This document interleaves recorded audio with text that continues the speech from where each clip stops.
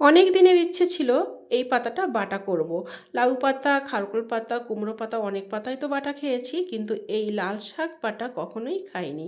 তো আজকের ফাইনালি করব স্থির করেছি। তো পাতাটা মানে লাল শাকের মানে কচি ডগাগুলো নিয়েছি, আর নিয়েছি কিছুটা চীনা বাদাম আর দুটো কাঁচা লঙ্কা আর একটু ধনিয়া পাতা। এটা আমি পেস্ট করে নিলাম।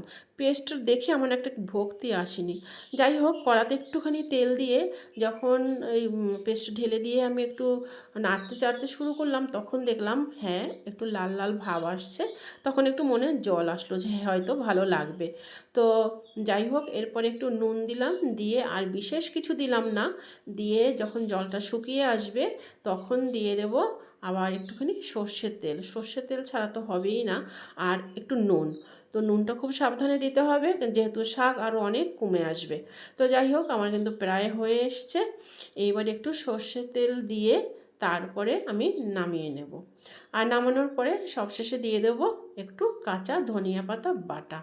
সেটা দিলে আরও বেশি স্বাদ হবে। আমার এই ভিডিও যদি তোমাদের ভালো লেগে থাকে প্লিজ তাহলে লাইক করো, আর কেমন হয়েছে সেটা জানতে হলে কমেন্ট করে জেনো। কেননা আমি খেয়েছি, সত্যি ভীষণ ভালো হয়েছে। আমি ভাবিনি যে এতটা ভালো হবে। আমি জাস্ট জানতে চেয়েছিলাম যে কেমন হয় খেতে, কিন্তু সত্যি বন্ধুরা ভীষণ ভালো লাগে। তোমরা ইচ্ছে করলে একদিন এরকম করে খেতে পারো। আর ভালো লাগলে লাইক করো। টাটা।